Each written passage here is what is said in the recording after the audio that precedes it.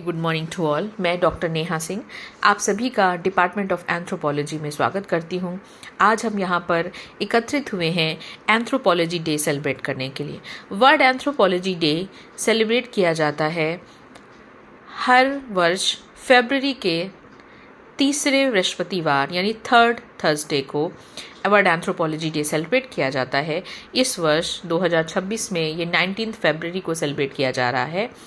आज इस क्रम में डिपार्टमेंट ऑफ एंथ्रोपोलॉजी डे को सीरीज़ के रूप में मना रहा है। सीरीज़ का जो पहला हमने सेलिब्रेट किया था प्रोग्राम, वो डॉक्यूमेंट्री विज़न था, जिसमें हमने डॉक्यूमेंट्री स्क्रीनिंग की थी, ह्यूमन इवोल्यूशन को जाना था। आज हमारा सेकेंड सीरीज़ का डे है, जिसमें हम प्रोफेसर DN मजुमदार की कंट्रीब्यूशन को जानेंगे। इस वर्ष मानव शास्त्र विभाग यानी एंथ्रोपोलॉजी डिपार्टमेंट लखनऊ यूनिवर्सिटी को भी इस वर्ष लगभग 75 वर्ष हो रहे हैं इस्टेब्लिश हुए और हम प्रोफेसर DN मजुमदार ही पहले हेड ऑफ़ द डिपार्टमेंट थे और उन्होंने ही डिपार्टमेंट का इस्टेब्लिशमेंट किया था। तो ये हमारे लिए डबल सेलिब्रेशन की बात है कि आज हम दोनों ही दिन सेलिब्रेट करने जा रहे हैं।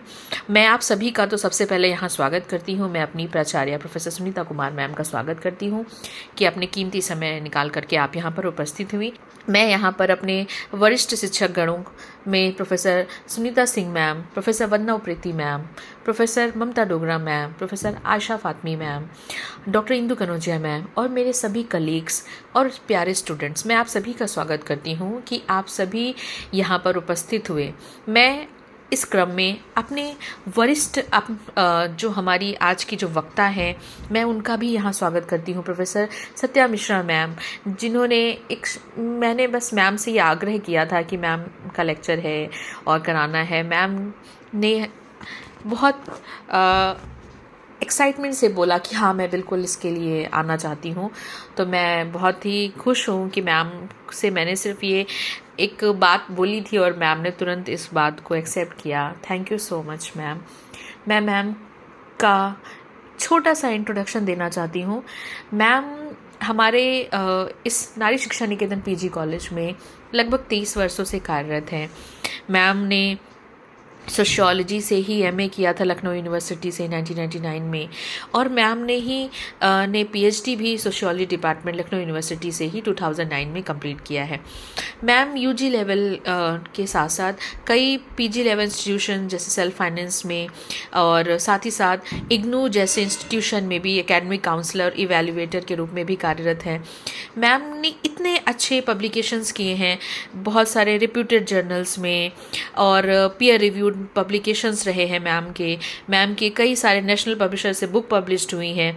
इसके साथ साथ मैम कई सारे सेमिनार्स, कॉन्फ्रेंस, सिंपोजियम और वर्कशॉप्स भी लगातार करती रहती हैं। मैम का एक YouTube चैनल भी है, जिस YouTube चैनल का नाम है सोशियोलॉजी विद सत्या, भी इस समय बहुत अच्छे से रन कर रहा है, जो इतने इंफॉर्मेटिव लेक्चर्स और जो फर्स्ट हैंड डेटा के साथ मैम उसको इलेबोरेट करती हैं, समझाती हैं। मैं आप सभी स्टूडेंट से रिक्वेस्ट करूंगी कि मैम के इस YouTube चैनल को ज़रूर फॉलो करें। मैं मानती हूं कि आप सभी कुछ ना कुछ अच्छा प्राप्त करेंगे, क्योंकि सोशियोलॉजी और सोशल एंथ्रोपोलॉजी एक सिमिलर है, सोशल डिसिप्लिन है, जिसे हम सिस्टर डिसिप्लिन कहते हैं। तो ये दोनों ही सब्जेक्ट आपस में रिलेटेड है। ऐसा नहीं है किसी भी एंथ्रोपोलॉजी का प्रोग्राम है, ये सोशियोलॉजी का भी प्रोग्राम है। तो इसके साथ साथ मैम के बारे में मैं और भी कुछ बातें कहना चाहूँगी। मैम को PI हैं हायर एजुकेशन डिपार्टमेंट का एक प्रोजेक्ट है, जिसमें जो कि gender inclusion urban governance a study of Lucknow city in Uttar Pradesh में भी इन्वेस्टिगेटर के रूप में काम कर रही हैं। मैम के under 4 PhD research scholars enrol हैं, जो मैम के गाइडेंस में काम कर रहे हैं। इसके साथ साथ मैम लगभग वीथिका जैसे जर्नल की को एडिटर हैं, नवरचना की को एडिटर हैं और साथ ही साथ ग्लोबल दृष्टि जैसे जर्नल की एडिटोरियल एडवाइजरी बोर्ड में भी शामिल हैं। मैम हमारे कॉलेज की एनालिस्ट इन फिब्लेंट की नोडल हैं और उसको देखती हैं। साथ ही साथ मैम ने इतने सारे लेक्चर्स भी डिलीवर किए नेशनल, स्टेट और यूनिवर्सिटी लेवल, सेमिनार्स में। मैम को नहुष ग्राम सेवा समिति ने सम्मानित किया था राष्ट्रीय नहुष उत्कृष्ट सेवा पुरस्कार 2017 में। मैं मैम का यहाँ पर स्वागत करती हूँ। आते हैं कि आपसे हम professor D N Majumdar sir के कंट्रीब्यूशन के बारे में जाने। मुझे पता है कि आज का ये लेक्चर इतना लाभदायक होगा, सिर्फ हमारे लिए भी नहीं, सिर्फ हमारे स्टूडेंट्स के लिए भी ये बहुत ही लाभदायक सेशन रहेगा। मैं आपका स्वागत करती हूँ। Thank you doctor Neha ma'am, आपने थोड़ा सा ज़्यादा बता दिया है मैं आप सबके बीच की ही साथी हूँ और जिस तरह का बायोडाटा मैम ने मेरा बताया है, इसी तरह का बायोडाटा, इवन इससे भी ज़्यादा रिच बायोडाटा वाले सहयोगी गण यहाँ पर बैठे हुए हैं।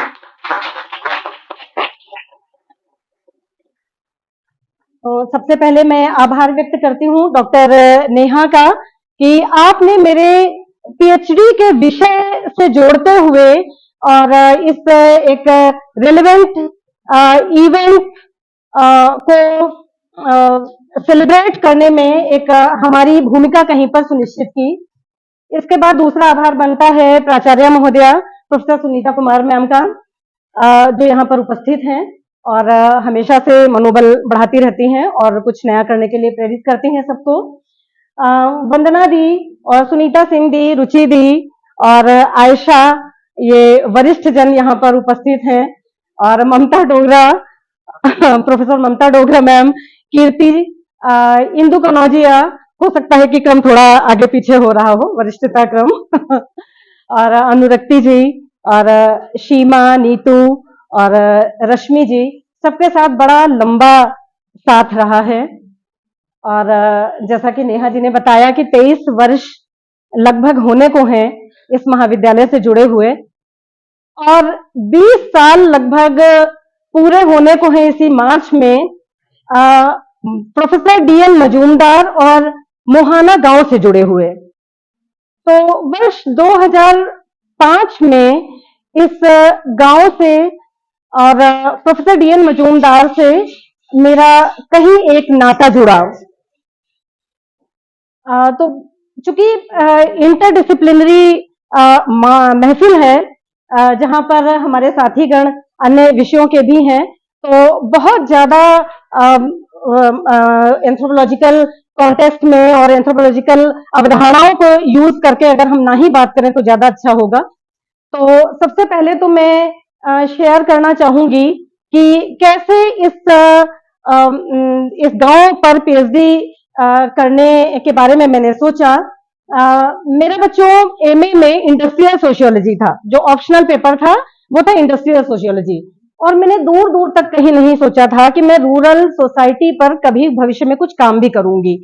मेरे गाइड प्रोफेसर राजेश मिश्रा, अब बात को यहीं छोड़ते हैं। अगर प्रोफेसर डी एन मजूमदार से मैं एक संपर्क की, संबंध की और एक रिलेशनशिप की बात करूं तो हम गुरु और शिष्य परंपरा के तहत उनसे जुड़े।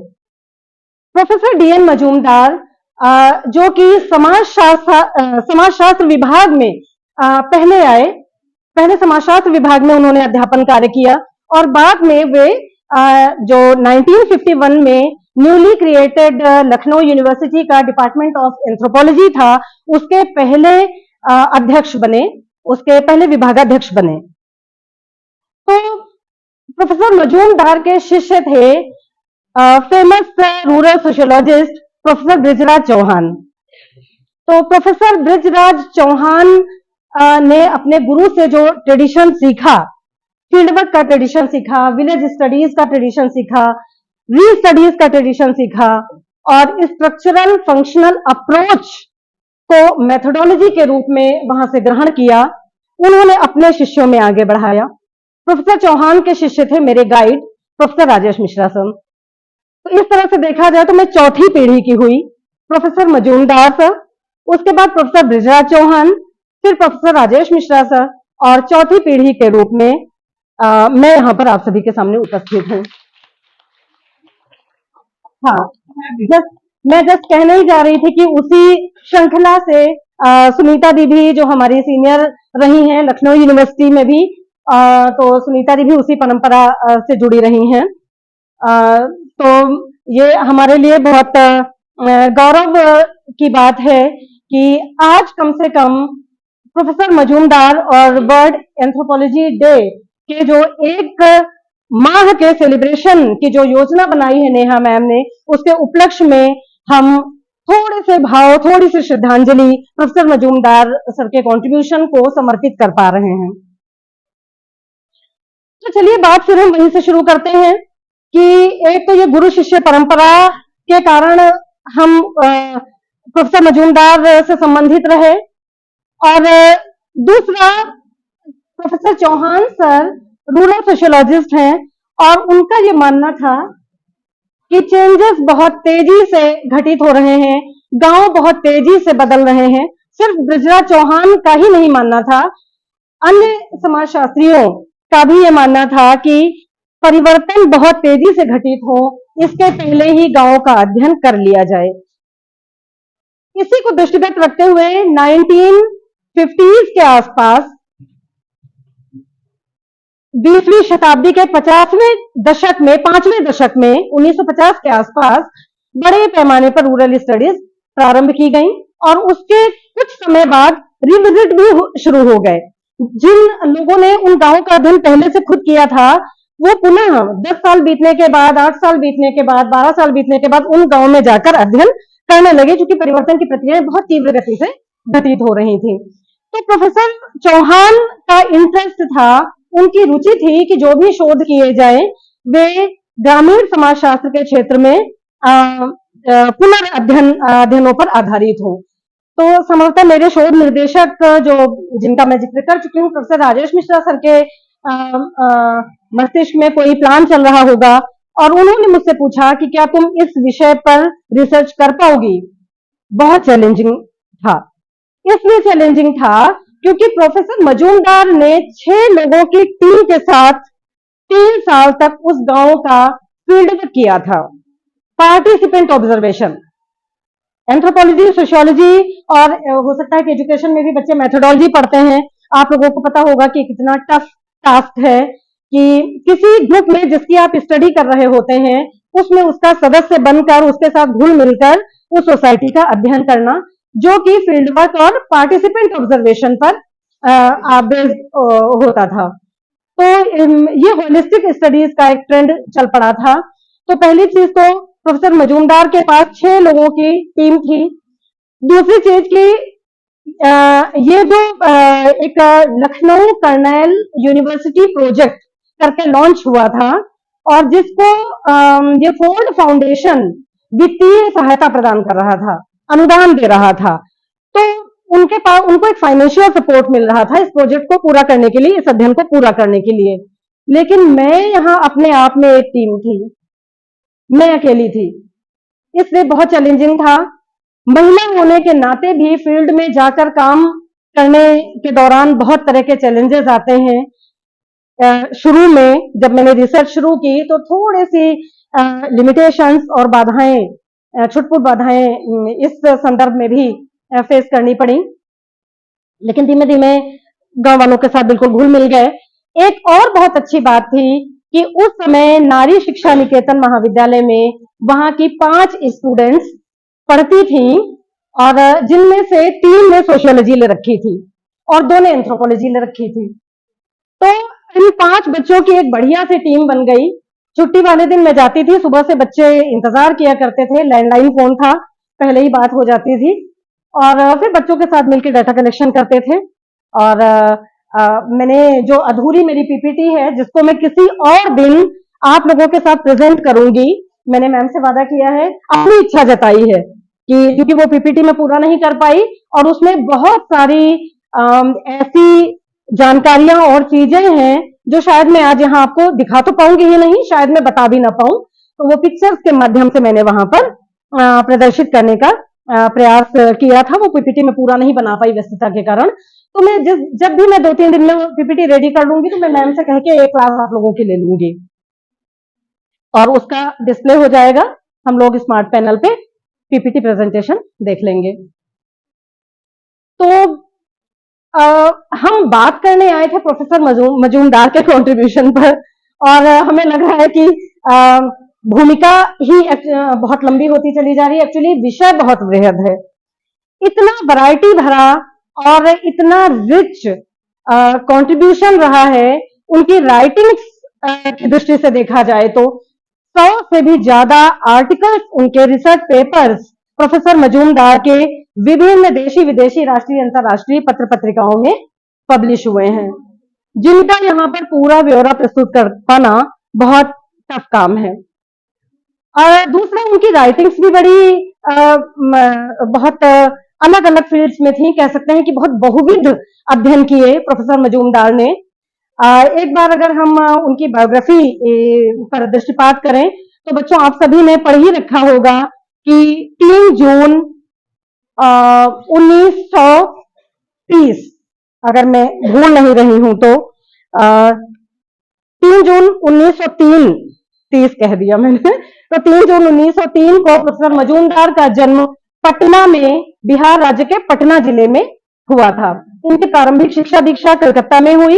इसके बाद उन्होंने यूजी किया 1922 में कलकत्ता विश्वविद्यालय से, और इसके बाद पीजी किया 1924 में कलकत्ता विश्वविद्यालय से ही एंथ्रोपोलॉजी विषय को लेकर।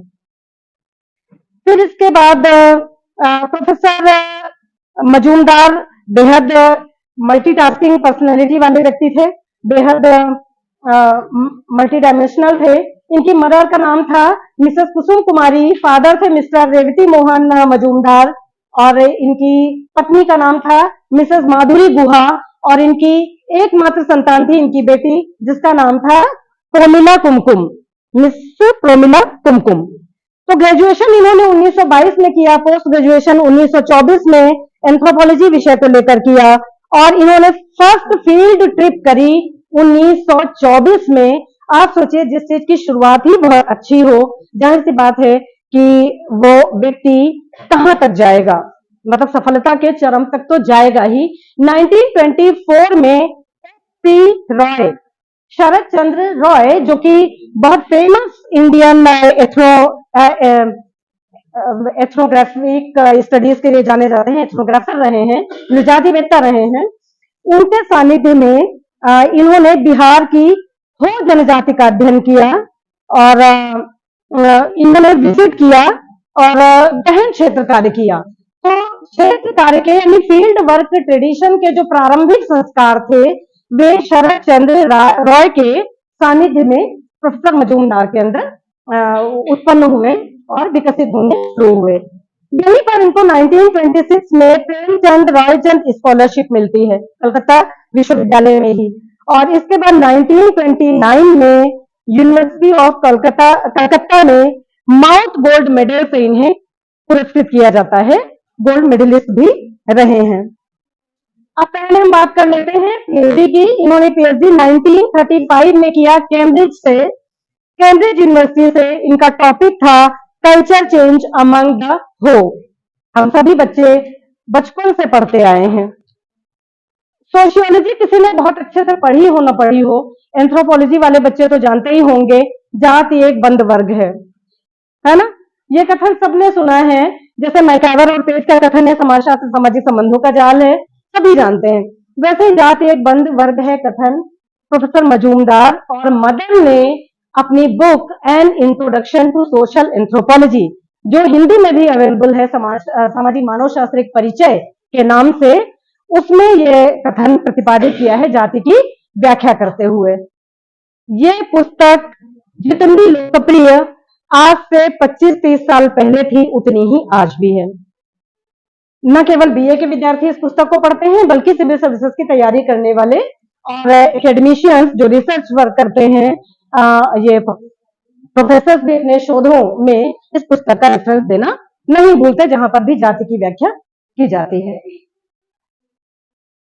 तो अब आते हैं कि सोशियोलॉजी के साथ प्रोफेसर मजूमदार का रिश्ता कैसे बना, कैसे वे सोशियोलॉजी विषय से जुड़े। 1928 में डीपी मुखर्जी और राधा कमल मुखर्जी सोशियोलॉजी डिपार्टमेंट में, या सोशियोलॉजी डिपार्टमेंट पहले इकोनॉमिक्स डिपार्टमेंट के साथ चलता था, तो उस विभाग में पढ़ाते थे। तो प्रोफेसर राधा कमल मुखर्जी ने प्रोफेसर मजूमदार को इनवाइट किया और 1928 में वे department of economics and sociology में अपॉइंट किए गए एज अ लेक्चरर और इन्होंने प्रिमिटिव इकोनॉमिक्स विषय पढ़ाना शुरू किया। फिर इसके बाद कुछ वर्षों बाद 1933 में ये कैम्ब्रिज यूनिवर्सिटी चले गए। वहां 1935 में मैं पहले जिक्र कर चुकी हूं, उनकी पीएचडी अवार्ड हुई और इसके बाद फिर वे वहां से वापस लौटते हैं और 1945 में इन्होंने EFCS अर्थात ethnographic and folk culture society, हम सभी जानते हैं आज भी यह संस्था, यह सोसाइटी जीवित है और कुछ ना कुछ एकेडमिक कार्यों में संलग्न है, जैसे प्रतिवर्ष कॉन्फ्रेंस कराना। एक जर्नल भी पब्लिश हो रहा है मानव के नाम से, ईस्टर्न एंथ्रोपोलॉजिस्ट, जिसका भी शुभारंभ DN मजूमदार ने ही किया था। इन्होंने EFCS की स्थापना किया और इसके बाद फिर 1945 में और इसके बाद फिर ये एंथ्रोपोलॉजी के रीडर के रूप में सेलेक्ट किए गए 1946 में department of economics and sociology में। पहले लेक्चरर के तौर पर ये 1928 में बुलाए गए थे। जब ये कैम्ब्रिज से वापस आए तब 1946 में इकोनॉमिक्स एंड सोशियोलॉजी डिपार्टमेंट में लखनऊ यूनिवर्सिटी में ये रीडर की पोस्ट पर अपॉइंट किए गए। इसके बाद 1947 में आप देखिए प्रतिवर्ष इनका एक अचीवमेंट और ऐसी चीज जो उन्होंने जो चीजें स्थापित की वे आज भी चली आ रही हैं। 1947 में ईस्टर्न एंथ्रोपोलॉजिस्ट नामक जर्नल की स्थापना की। बाद में इन्होंने अपने जीवन काल में ही प्राच्य मानव वैज्ञानिक के नाम से हिंदी के भी कई सारे संस्करण इन्होंने इस जर्नल के प्रकाशित कराए। वर्तमान समय में मानव के नाम से यह पत्रिका अभी भी पब्लिश की जा रही है। तो इसके बाद ये प्रोफेसर ऑफ एंथ्रोपोलॉजी के रूप में अपॉइंट किए गए 1950 में। 1950 में professor DN Majumdar professor of anthropology के रूप में लखनऊ विश्वविद्यालय में आए और उन्होंने न्यूली क्रिएटेड जो डिपार्टमेंट था उसको इस्टेब्लिश करने में बहुत अहम भूमिका निभाई और 1951 में department of anthropology Lucknow university में अपना मूर्त रूप ले पाया और प्रोफेसर मजूमदार पहले विभागाध्यक्ष बने वहां के। तो बच्चों, मजूमदार जितने एंथ्रोपोलॉजिस्ट हैं उतने ही सोशियोलॉजिस्ट भी हैं। उनका पदार्पण एक्चुअली समाजशास्त्र के घर में हुआ और बाद में फिर धीरे धीरे वे एंथ्रोपोलॉजी की ओर मुड़ गए। वैसे उनके जो उनकी स्टडीज रही हैं, उनकी राइटिंग्स रही हैं, वे सब इंटरडिसिप्लिनरी प्रकृति की रही हैं और उन्होंने बहुत सारे अलग अलग फील्ड में काम किया, जिनको मेरा एक PPT मैंने नेहा मैम को शेयर किया है, वो कॉलेज की वेबसाइट पर अभी अपलोड हो जाएगा, आप उसको भी देख सकते हैं। मेरे YouTube चैनल का मैम ने जिक्र किया, उस पर भी 2 वीडियोज पड़े हुए हैं। एक है caste and communication in an Indian village, जिसमें मोहाना गांव की स्टडी की गई है 1958 में। एक वीडियो उस पर है और एक ओवरऑल मजूमदार का सोशियोलॉजिकल कॉन्ट्रीब्यूशन क्या रहा है ना। तो इन्हें हम केवल किसी एक खास खांचे में नहीं बांट सकते कि हम केवल सोशियोलॉजी के नजरिए से देख सकते हो या फिर हम केवल एंथ्रोपोलॉजी के नजरिए से देख सकते हो। बहुत बौद्धिक किस्म की बात हम यहाँ नहीं करेंगे। इस पर हम एक कॉन्फ्रेंस में एक research paper Lucknow school of sociology में DN मजूमदार का कंट्रीब्यूशन क्या था, इस पर मैं एक रिसर्च पेपर भी प्रेजेंट कर चुकी हूँ बच्चों। लेकिन यहाँ पर तो BA के स्तर के विद्यार्थी हैं, तो हम बहुत सरलीकृत तरीके से ही अपनी बात को रखेंगे, जिसमें मैंने ये बात कही थी कि सोशियोलॉजी एक्चुअली इंडस्ट्रियल सोसाइटी की स्टडी के लिए जन्म लेता है। जो समाजशास्त्र के बच्चे हैं, हम सभी जानते हैं 1938 में समाजशास्त्र नए औद्योगिक समाज के विज्ञान के रूप में विकसित हुआ, उसका प्रादुर्भाव हुआ, उसने जन्म लिया और फिर विकसित हुआ। लेकिन चूंकि बार बार क्षेत्रीय अध्ययनों की बात की जाती है, NEP 2020 में भी लोकल कम्युनिटीज के अध्ययन की बात की जाती है, तो एक टाइम था, एक दौर था जब हम स्पेशलाइजेशन की बात करते थे, है ना, लेकिन अब हम फिर से इंटीग्रेटेड अप्रोच की तरफ बढ़ रहे हैं, है ना, स्पेशलाइजेशन से अलग होकर मल्टी डिसिप्लिनरी या इंटीग्रेटेड अप्रोच की ओर धीरे धीरे बढ़ते चले जा रहे हैं। हो सकता है कि अभी ये बात आपकी कम समझ में आ रही हो, लेकिन धीरे धीरे अभी पीजी करेंगे, रिसर्च करेंगे, तो कॉन्सेप्ट्स और क्लियर होते चले जाएंगे। तो भारतीय समाज की संरचना परंपरागत है और यहाँ की 3 मूलभूत संस्थाएं रही हैं, जाति, गांव और संयुक्त परिवार। कुछ लोगों ने नातेदारी भी बताया, जिसमें से एंथ्रोपोलॉजिस्ट बेसिकली शामिल हैं। इरावती कर्वे का कहना है कि और पीएच प्रभु का कहना है कि नातेदारी भी मूलभूत विशेषता है, क्योंकि नातेदारी का परंपरागत समाज में बहुत ज्यादा इंपॉर्टेंस था, भूमिका थी सामाजिक जीवन को बनाए रखने में और संचालित करने में। तो इस प्रकार से इंडियन सोसाइटी की संरचना ऐसी थी कि समाजशास्त्र जिसका जन्म फ्रांस में हुआ था, है ना, और यूरोपीय समाज में तेजी से विकसित हो रहा था, जब भारत में आया तो उसका देशीकरण होना प्रारंभ हो गया। अब इसको लेकर तमाम सारे टर्म्स डेवलप हो गए, indigenisation of sociology, sociology for India, है ना, इंडियन सोशियोलॉजी, इस तरह से करके तमाम सारे इंटरप्रिटेशन के तरीके उभरते चले आए। और कुल मिला के चूंकि भारतीय समाज में 50% से अधिक की जनसंख्या, अगर 2011 के आंकड़े देखे जाएं तो 68.4% के आसपास की पॉपुलेशन गांव में ही निवास करती है, तो जाहिर सी बात है कि कोई भी विषय अगर वो भारतीय समाज का अध्ययन करेगा तो वो गांव का अध्ययन आवश्यक रूप से करेगा, अवश्य करेगा। और गांव के अध्ययन के बिना भारतीय समाज का अध्ययन अधूरा भी है। इसीलिए जो भारत में समाजशास्त्र आया वो इंडस्ट्रियल सोसाइटी के अध्ययन तो बाद में किए गए, इंडस्ट्रियल सोसाइटीज के भी बहुत अध्ययन किए गए। नगरीय समाजशास्त्र के रूप में एक शाखा बंबई संप्रदाय से शुरू हुई और आगे बढ़ती चली गई, और जिसमें पैट्रिक गिट्स, जीएस घुरिये और बहुत सारे कई नाम लिए जा सकते हैं, लेकिन उससे भी ज्यादा रिच ट्रेडिशन बन गई ग्रामीण अध्ययनों की।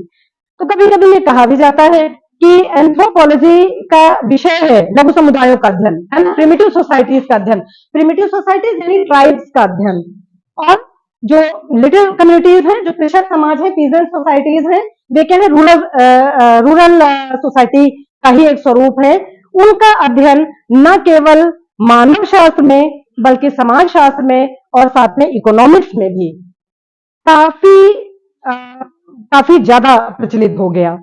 और भारत में जो समाजशास्त्र विकसित हुआ उसका बहुत बड़ा हिस्सा तो रूरल सोशियोलॉजी के तौर पर ही विकसित हुआ। तो इस तरह से देखा जाए तो प्रोफेसर मजूमदार की बुक्स की भी बहुत लंबी लिस्ट है। हमने कुछ पिक्चर्स भी सिलेक्ट करके रखी हैं, जो आप अभी गूगल पर सर्च करेंगे तो आपको फोटोज मिल जाएंगी। आजकल तो पीडीएफ फॉर्म में चीजें अवेलेबल हैं। अब रही बात अपनी, मैं कुछ ऐसी चीज बताऊं जो आपको ऑनलाइन या आपको गूगल पर अवेलेबल नहीं है। जिस समय मैं पीएचडी कर रही थी और मुझे गोहाना कला गांव से संबंधित डाटा चाहिए थे, उस समय मुझे ऑफिसेज में जा जाकर डाटा कलेक्ट करना पड़ा। हजरतगंज में जनगणना विभाग का ऑफिस है, धूल धूसरित जिला जनगणना हस्त पुस्तिका करके वो सब हिंदी में पूरा लिटरेचर था, और मैं पूरा धूल से भरा हुआ झाड़ झाड़ के मैं उसमें 61 के जो आंकड़े थे और 71 के आंकड़े थे वो सारे में निकालती थी। अब मैं देखती हूँ एक क्लिक पर आपके सामने है, आप गूगल पे सर्च करिए और सब कुछ आपके सामने है। तो उस समय फील्ड में करना बहुत चुनौती भरा काम था, अभी भी है कई मायनों में, लेकिन उस समय और ज्यादा चुनौतीपूर्ण काम था।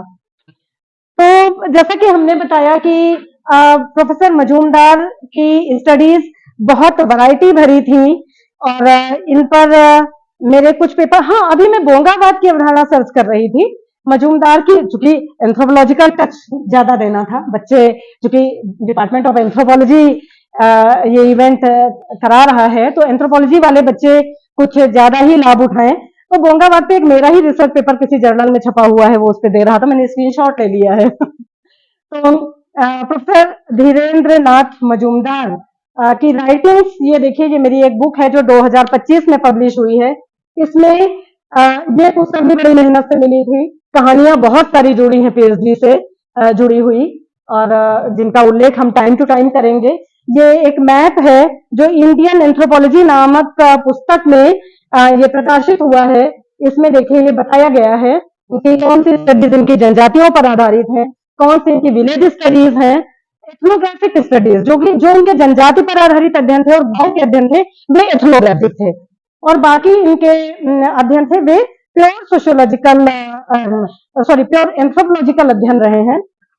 अगर हम सुविधा की दृष्टि से, चूंकि इनकी राइटिंग्स बहुत बड़ी मात्रा में विद्यमान है, तो अगर हमने सुविधा की दृष्टि से इसको बांट कर इसके विश्लेषण का प्रयास किया है कि इनके जो अध्ययन के क्षेत्र हैं वे निम्न रहे हैं, ऐसे करके दिया है। एक तो मानव शास्त्रीय अध्ययन है ना, मानव शास्त्रीय अध्ययन दो प्रकार के थे, एक तो भौतिक मानव शास्त्र से जुड़े हुए, फिजिकल एंथ्रोपोलॉजी से जुड़े हुए, और दूसरे कल्चरल एंथ्रोपोलॉजी से जुड़े हुए। तो जो फिजिकल एंथ्रोपोलॉजी से जुड़े हुए अध्ययन थे वे थे सेरोलॉजिकल स्टडीज, सीरम वैज्ञानिक अध्ययन। जो मैं पढ़ रही थी तो मैंने उसमें देखा कि गुजरात और बंगाल, है ना, बंगाल और पश्चिम बंगाल और गुजरात राज्य का जो इन्होंने अध्ययन किया वो सेरोलॉजिकल स्टडी है। और इनका बायोमेट्रिक स्टडीज यानी जैव मितीय अध्ययन, जो इन्होंने जाति और ट्राइब्स का अध्ययन किया है और उत्तर प्रदेश में जाति संरचना का अध्ययन किया है, काफी गहन विश्लेषण है, वो इन्होंने बायोमेट्रिक स्टडी का ये उदाहरण माना जाता है, जैवमितीय पद्धति के आधार पर किया। नेक्स्ट अध्ययन इनका ऑन्टोजेनेटिक अध्ययन। ऑन्टोजेनेटिक अध्ययन लखनऊ नगर के किशोर वय के बालकों पर इन्होंने अध्ययन किया था। इनके फाइंडिंग्स क्या थे बहुत ज्यादा बच्चों हमें नहीं पता।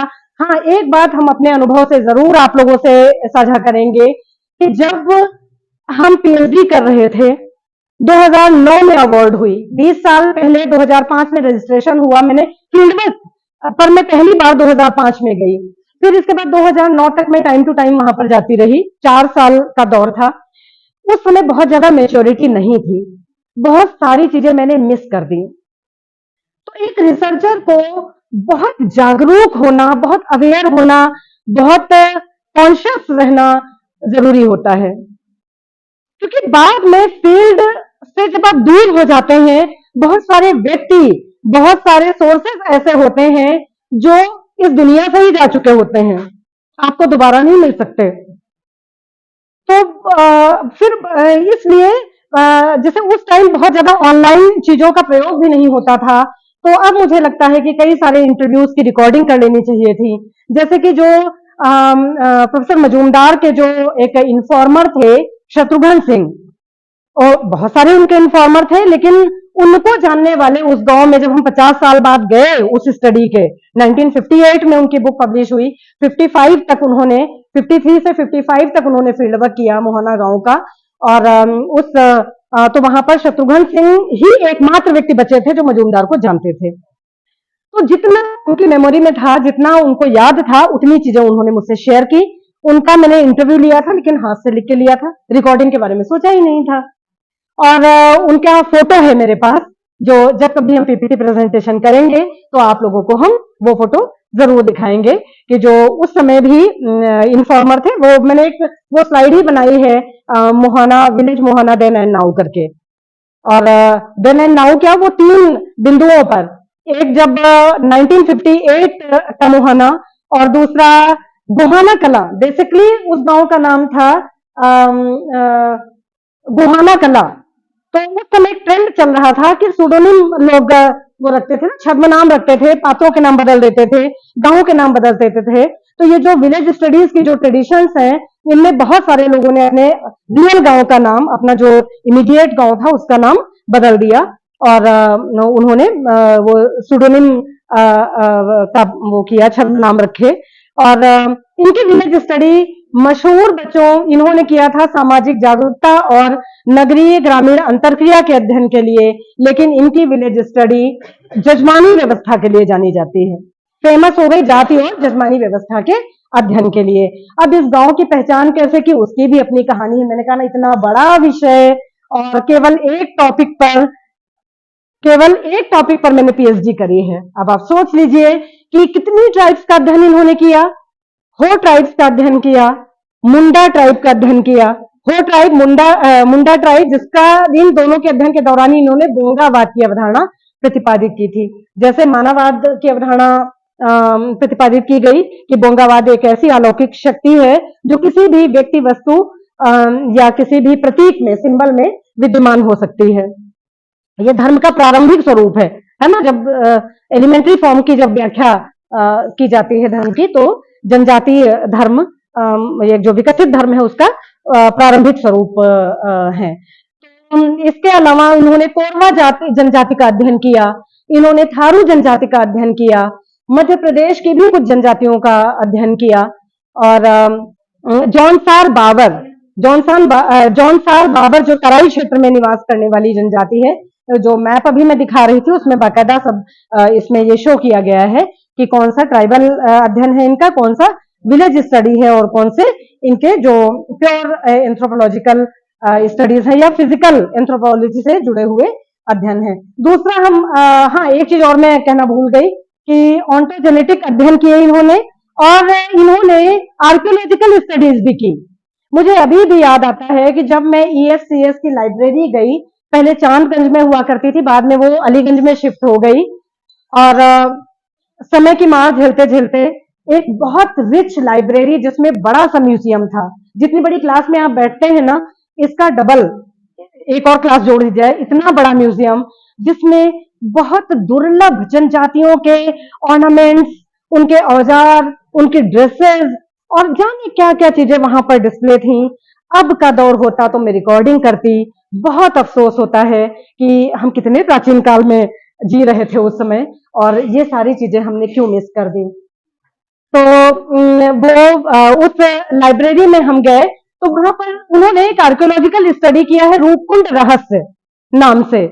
ये उत्तराखंड क्षेत्र का की कोई जगह है। जैसे ना मैंने बताया कि एज अ रिसर्चर एज कम होने की वजह से अनुभव की बड़ी कमी थी। अब लगता है कि मैं बहुत सारी चीजें और अपनी विलेज स्टडी के बहाने गेन कर सकती थी, मैं पा सकती थी, लेकिन मैंने चीजों को मिस कर दिया। रूपकुंड रहस्य पर मैंने उनकी राइटिंग्स देखी हैं, जो ब्लैक एंड व्हाइट फोटोज मैंने देखे हैं वहां पर, कि कैसे वो गए, एक वहां पर तालाब था, पूरी टीम के साथ गए थे, और उस जलाशय में कंकाल पड़े हुए थे, और उसके बारे में उन्होंने बहुत, मैंने पढ़ा भी था, लेकिन मैं बहुत कोशिश करती हूँ, मुझे अब बहुत याद नहीं आता। और जब मैंने अभी जल्दी ही ईएफसीएस की लाइब्रेरी में विजिट किया, एक छोटे से कमरे में धूल धूसरित किताबें, और बिल्कुल अलमारियों में धूल से भरी हुई, और उसमें मुझे कुछ भी नहीं मिल पाया सिवाय प्राच्य मानववैज्ञानिक का एक अंक मिल गया, जिसमें बाई चांस इन्होंने मोहाना पर कोई एक आर्टिकल लिख रखा था, जिसमें उन्होंने गोहाना कला के नाम से संबोधित किया है। ये मैंने एक इनका जो कंट्रीब्यूशन था, उस पर मैंने कुछ वो चीजें टिक करके रखी थी कि रूपकुंड रहस्य पर इनके 3 आर्टिकल्स थे, जिसमें से मैंने 2 देखे हैं। एक है रूपकुंड रहस्य प्राच्य मानव वैज्ञानिक में जो पब्लिश हुआ, दूसरा है रूपकुंड इन प्रोस्पेक्ट्स एंड रिप्रोस्पेक्ट्स। ये एंथ्रोपोलॉजी वाले बच्चों के लिए बहुत यूजफुल होंगे, इसलिए मैं स्पेशली बता रही हूँ। और तीसरा है रूपकुंड इन ओरल लिटरेचर। मैंने रूपकुंड इन ओरल लिटरेचर ही शायद पढ़ा था, और इन्होंने हिंदी में बहुत सारी राइटिंग्स की। हिंदी में इनकी एक बहुत मशहूर पुस्तक है, छोर का एक गांव, 1960 में ये पब्लिश हुई थी किताब।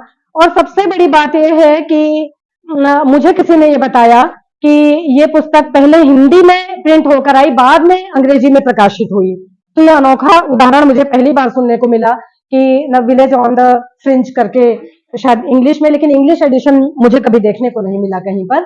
और लेकिन छोर का एक गांव मैंने बहुत मुश्किल में किताबों के एक पुराने ढेर में से, जो चंद्रभानु गुप्त लाइब्रेरी हजरतगंज में है, वहां पर कभी मैंने ढूंढते ढूंढते किताबें ढूंढती हुई रद्दी किताबों में से निकाली थी। बाद में फिर मैंने देखा उसका भी पीडीएफ आ गया है।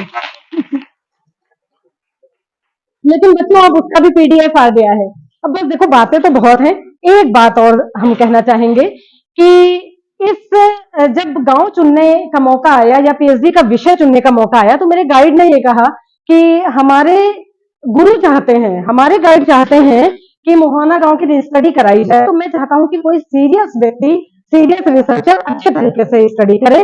तुम करोगी, लिमिटेशंस उनको भी पता थे, हमें भी पता थे। उन्होंने भी ये चीज बता दिया कि इसमें पैसा बहुत लगेगा, टाइम बहुत लगेगा, मेहनत बहुत करनी पड़ेगी। लेकिन खैर इस चैलेंज को किसी तरह से एक्सेप्ट किया। अब बारी आई कि वो गांव है कहां पर, तो मैंने अपने गाइड के ही मुंह से सुन रखा था, बख्शी का तालाब के पास, बख्शी का तालाब के पास। बबीता आई है क्या यहाँ? बबीता नहीं आई, बबीता गोहाना तला में ही रहती है ना, कविता और बबीता। तो फिर इसके बाद उनके जो गाइड थे, उनके गुरु थे प्रोफेसर ब्रजराज चौहान, उन्होंने बताया। और साथ चलने की भी कई बार बात की, लेकिन परिस्थितिवश हम जा नहीं सके। अगर जाते तो शायद वो भी एक बहुत मेमोरेबल एक इवेंट होता, एक क्षण होता मेरे लिए। तो लेकिन इसके बाद उन्होंने भी बताया कि ऐसे ऐसे रास्ता है और यहाँ पर जाकर है। फिर इसके बाद मेरे गाइड ने मुझे से कह दिया कि अब मैंने तुम्हें एक रास्ता दिखा दिया, चलना तुम्हें है, अब तुम आगे देखो कि कैसे वहां पहुंचना है। मैंने कई लोगों से पता किया, तो मुझे याद नहीं आ रहा है, किसी ने मुझे बताया कि एंथ्रोपोलॉजी डिपार्टमेंट में लखनऊ यूनिवर्सिटी में एक प्रोफेसर हैं, प्रोफेसर गोपाल शरण जी। आप उनसे मिले, वो आपको इस गांव के बारे में बहुत कुछ बताएंगे।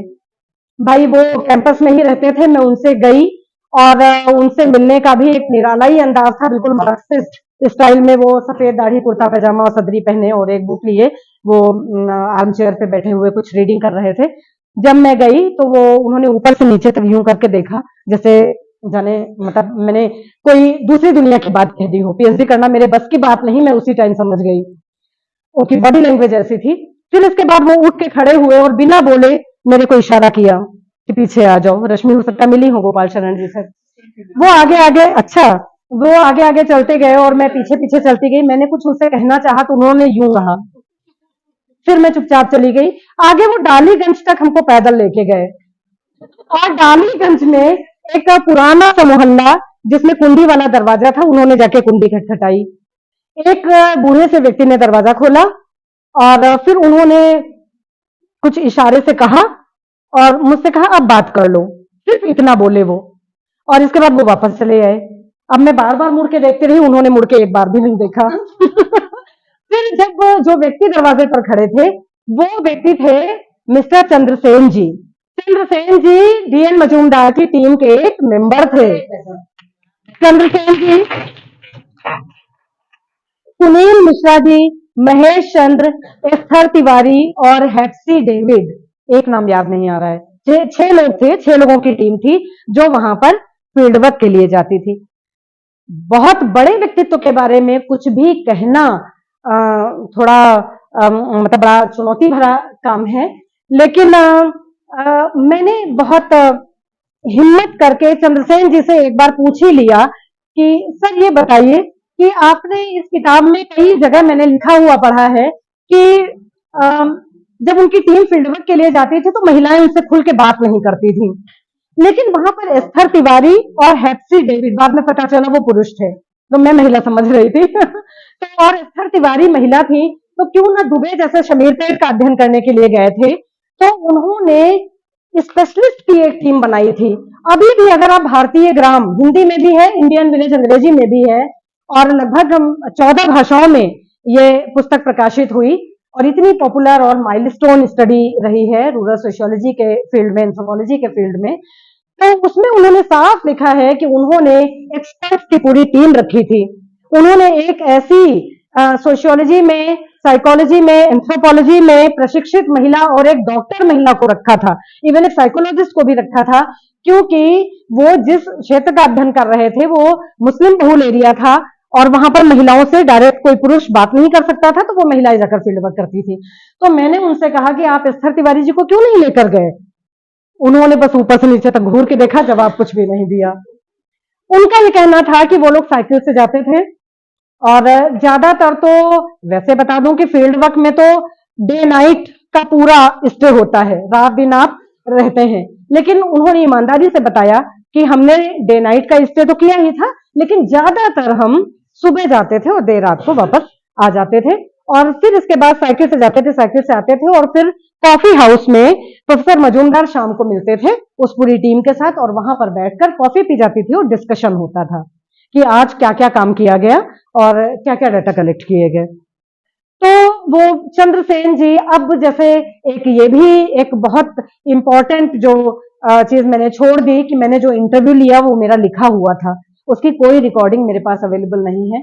और उस टाइम जबकि मेरे guide professor Rajesh Mishra technology friendly रहे हैं और उन्होंने खुद बहुत पहले कई नामी गिरामी सोशियोलॉजिस्ट की इंटरव्यूज रिकॉर्ड कर रखे थे, उन्होंने भी पता नहीं क्यों ये बात मुझे सजेस्ट नहीं की कि तुम एक इतना ऐतिहासिक मतलब सोशियोलॉजिकल हिस्ट्री में एंथ्रोपोलॉजिकल हिस्ट्री में एक ऐतिहासिक टॉपिक रहा है जो उस पर काम कर रही हो तो इसको डॉक्यूमेंटेड करती चलो। तो चंद्रसेन जी का कोई वीडियो और इवन कोई फोटो भी मैं नहीं ले पाई या इतना मैं सोच नहीं पाई। बाद में मैं पीएचडी कर ही रही थी, उनका निधन भी हो गया मुझे पता चला। तो और उसके बाद फिर कोई ऐसा व्यक्ति मुझे मिला भी नहीं शत्रुघ्न सिंह और चंद्रसेन जी के अलावा जो ये बता सके कि जो डायरेक्ट संपर्क में रहा हो मजूमदार साहब के। तो बच्चों हम तो भटक के ही रह गए क्योंकि पिटारा इतना बड़ा था, जब खोला तो उसमें जो दिखा बस यहाँ वहां यहाँ वहां यहाँ वहां चुनते रहे। और अब इसके लिए जैसे मैंने बताया ना कि उनके केवल एक विलेज स्टडी पर मेरी पीएचडी है। इस तरह अगर उनका ट्राइब्स का अध्ययन अगर उन्होंने 5 जनजातियों पर भी अध्ययन किया होगा तो बच्चों आप लोगों के पास 5 टॉपिक्स तैयार हैं आगे के अध्ययन करने के लिए। हमने बताया कि फिजिकल एंथ्रोपोलॉजी से जुड़ी हुई कितनी स्टडीज उनकी रही हैं, उनको आप अपने अपने अध्ययन का नए अध्ययनों का आधार बना सकते हैं, आगे कुछ काम कर सकते हैं। उनकी राइटिंग्स जो सोशियोलॉजी में प्रचलित रही हैं वे और मल्टी डिसिप्लिनरी नेचर की रही हैं, वे थे इनकी प्रिमिटिव सोसाइटी का अध्ययन यानी जनजातियों का अध्ययन।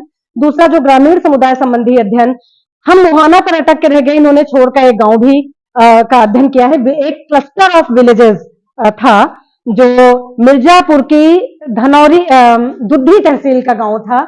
इन्होंने किताब में चितौरा लिखा है लेकिन धनौरा वास्तविक नाम उस गांव का धनौरा था और छोटे छोटे कई सारे पूर्वे सम्मिलित थे, जनजातीय बहुल गांव था। इलाहाबाद यूनिवर्सिटी का एक स्टूडेंट है आदित्य मिश्रा जो मोहाना गांव और धनौरा गांव दोनों की कंपैरेटिव स्टडी कर रहा है। अभी जल्दी ही उसकी पीएचडी अवार्ड होने वाली है, काफी अच्छा काम किया है उसने। लखनऊ यूनिवर्सिटी के एंथ्रोपोलॉजी डिपार्टमेंट ने क्या काम किया है ये जिम्मेदारी हम नेहा मैम को सौंप चुके हैं। नेहा मैम हमें सर्च करके बताएंगी। डिपार्टमेंट ऑफ सोशियोलॉजी ने बहुत सारा काम कराया और कई सारे एमफिल डिसर्टेशन कराए और पीएचडी न केवल मेरी पीएचडी बल्कि डॉक्टर रामराजन द्विवेदी की पीएचडी भी कंपैरेटिव स्टडी है 2 गांवों की, जिसमें से एक गांव मोहाना विलेज है जिनके साथ मिलकर मैंने ये पुस्तक लिखी है। ठीक है, तो अब इनकी 3 प्रमुख अवधारणाएं हैं बच्चों। बोंगावाद का जिक्र हम कई बार कर चुके हैं, इसके अलावा मार्क की अवधारणा और छोर का एक गांव की अवधारणा। मजूमदार का कहना था कि केवल स्थानीयकरण और सार्वभौमिकरण या फिर लघु परंपरा और दीर्घ परंपरा के माध्यम से ही क्यों हम संरचना और परिवर्तन, निरंतरता और परिवर्तन की बात करें। उन्होंने एक नई अवधारणा विकसित करने की कोशिश की, छोर का एक गांव, जिसमें उन्होंने छोर के एक गांव की 8 विशेषताएं बताई हैं जो हमने ई कंटेंट मैम को दिया है, उसमें वो डिटेल में लिखा हुआ है। हमारे जो वीडियोस ऑलरेडी पड़े हुए हैं यूट्यूब पर, उनमें भी हमने उनकी चर्चा की है। आप लोग उससे उसको सुनकर आप ज्ञान भी हासिल कर सकते हैं, आप नोट्स भी बना सकते हैं और भविष्य में इसे हम जारी रखेंगे। और नेहा मैम ने एक जो मौका दिया और इतना सोचा, मेरे लिए बेहद सरप्राइजिंग था। मैं बहुत थैंकफुल हूँ। पिछले 20 साल से जिस चीज से मैं जुड़ी रही हूँ उसको इस रूप में सामने लाने का पूरा क्रेडिट नेहा मैम को जाता है और एक तरह से पिछले 20 वर्षों की मेहनत को एक मंच दे दिया नेहा मैम ने, तो इसके लिए थैंक यू। बहुत छोटा शब्द है नेहा, और हमें मोटिवेशन मिला, आगे हम और काम करते रहेंगे। वैसे मेरी एक रिसर्च स्कॉलर है। अब वैसे मोहाना गांव खत्म होने वाला है, मेरा कहने का मतलब है कि ग्राम पंचायत की जगह वो नगर निगम में शामिल होने वाला है। तो जब मैंने पिछले 10 साल पहले एक स्टडी की थी, दो साल पहले करीब एक और मेरी एक बुक आई थी, तब भी मैं फील्ड वर्क के लिए गई थी। तो तभी मैंने ये घोषणा की थी कि ये गांव समाप्त होने वाला है और आने वाले समय में जो शोधार्थी हैं, रिसर्चर्स हैं, वे नगर के एक पार्ट के तौर पर गोहना कला का अध्ययन कर रहे होंगे, लेकिन आने वाले 2-3 साल के बाद जरूर ये नगर निगम का हिस्सा हो चुका होगा। अब मुझे लगता है कि काफी बिखरी हुई चीजें थी जिनको मैंने समेटने का एक अपूर्ण प्रयास किया और अपनी इच्छा से जब मेरा पीपीटी रेडी हो जाएगा तो मैं आपके बच्चों की एक क्लास लूंगी और बहुत बहुत धन्यवाद। अब मैं विराम देती हूँ अपनी वाणी को। मैं मैम का दिल से बहुत धन्यवाद करती हूँ कि मैम ने इतना कीमती समय दे करके हमें प्रोफेसर डीएन मजुमदार सर के बारे में इतना अच्छा परिचय कराया। मैं कहूँगी कि ये कंट्रीब्यूशन के साथ साथ हमने एज ये मेमोरियल लेक्चर के रूप में आज जाना कि कैसे मुहाना विलेज में मैम की जो मेमोरीज़ रही हैं उन्होंने हमें शेयर किया। ये हमारे स्टूडेंट्स के लिए भी बहुत हेल्पफुल रहेगा, जैसे कि हम फील्ड वर्क करते हैं। मैम आपको तहे दिल से बहुत बहुत धन्यवाद कि आपने इतनी सुंदर प्रस्तुति दी, हमें सिखाया। बाकी मैं आप यहाँ पर उपस्थित सभी लोगों का मैं बहुत दिल से धन्यवाद करती हूँ कि आप सब यहाँ उपस्थित हुए और अपना कीमती समय हमें दिया। Thank you so much.